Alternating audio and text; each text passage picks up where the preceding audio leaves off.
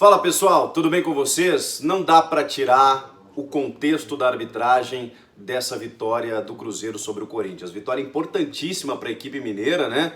Que precisava se recuperar, venceu o São Paulo, venceu agora o Corinthians. Agora, o jogo teve algumas circunstâncias bem específicas. O Corinthians não fez lá um grande jogo, um jogo brilhante. O Carille manteve algumas mudanças na equipe. Algumas eu concordo, outras eu discordo. Ele dá uma sequência para o Gustavo. Eu optaria pelo Mauro Bocelli, né, para dar uma sequência para esse argentino, que quando ele teve uma sequência de 7 jogos como titular, ele marcou 5 gols.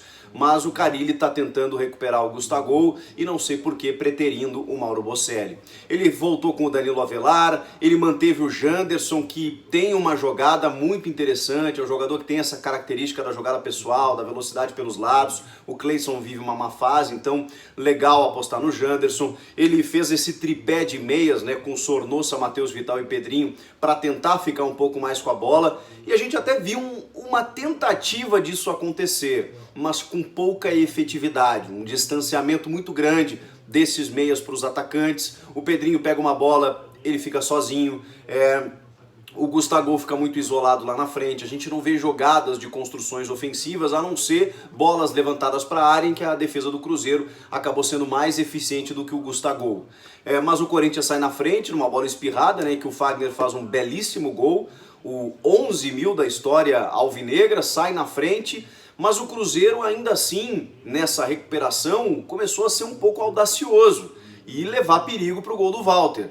O Fred perde um gol incrível, né, na frente do goleiro, em que se ele tivesse um pouquinho mais de paciência, de qualidade, teria feito o gol. Esse gol não acontece, mas o Cruzeiro acaba chegando ao empate numa penalidade, que aconteceu, né, numa cabeçada em que o Bruno Mendes está com o braço bem levantado.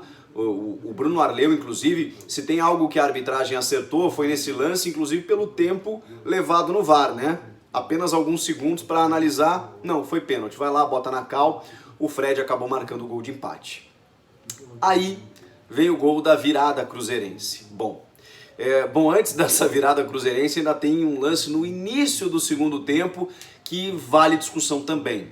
O Matheus Vital faz um gol, só que quando ele faz o gol, o árbitro já havia paralisado o lance por uma falta em cima do Fred. Uma falta que não aconteceu. E aí não teve VAR, né? Porque o árbitro ele opta pela decisão ali, no campo. E quando ele opta pela decisão no campo, ele coloca o apito na boca. E aí é importante a gente esclarecer para você, porque depois o Vital chuta pro gol, né? Mas ali não pode mais o VAR entrar na medida em que ele apitou, o jogo para. Quando o jogo para, nada mais do que acontece tem validade. Se ele deixa o lance prosseguir, por exemplo, o Vital faz o gol e ele anula, o VAR poderia corrigir. Do tipo, dá uma olhadinha aqui, vê se foi falta mesmo. Aí ele vai lá ver, realmente o Fred simulou. Ele valida o gol. Como ele apitou na hora da falta, ele nem viu o Vital chutar pro gol, ele apitou na hora que acontece a infração, que na cabeça dele aconteceu. Aí o Vital chuta pro gol e aí nada disso tem mais validade. Então não é um gol mal anulado, é uma falta inventada, mal marcada, que resultaria num gol do Corinthians. Erro da arbitragem? Erro da arbitragem.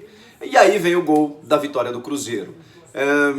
Gol legal? Gol legal, mas uma lambança completa da arbitragem, especialmente do Bandeirinha, que quando ele vê o Ederson muito na frente, na chamada posição de impedimento, ele resolve levantar a bandeirinha. Aí não sei se ele é avisado pelo árbitro, o que é, e resolve baixar a bandeirinha e sair correndo em direção à linha de fundo. Ele atrapalha todo mundo no lance, especialmente o Marlon, né? Que olha pro Bandeira e pensa, bom, o cara tá muito na minha frente, o Bandeira levantou, tá tudo parado, nada mais tá acontecendo. Só que o Bruno Arleu de Araújo seguramente deve ter visto que a bola veio do pé do Fagner e mandou o jogo seguir. E para ele estava valendo. E enquanto o juiz não apita, lembram do gol do Vital que a gente estava falando? Enquanto o juiz não apita, tá tudo valendo. E aí se tá valendo, o Ederson percebeu, fez o gol e o juiz validou. A gente pode criticar o Marlon por ter parado na jogada e não ter esperado o apito? Pode. O Walter também? Pode. Mas que a arbitragem ela atrapalhou o Corinthians nesse lance, atrapalhou. O gol é legal porque enquanto o juiz não apita, o jogo não paralisa. E aí Isso vale até como recomendação para os jogadores, até em tempos de VAR, né? Você tem que seguir até o final. Ah, o Bandeira levantou, a torcida chiou, o goleiro não foi na bola, azar, segue até o final e depois vê o que o juiz vai marcar. Só que nesse caso eu consigo entender o zagueiro do Corinthians, né? Ele vê o cara muito à frente dele, vê o Bandeirinha levantar, já era. Mas estava tudo valendo, e essa é a grande questão. Qual é a orientação, né, para que vocês entendam? O que está na regra?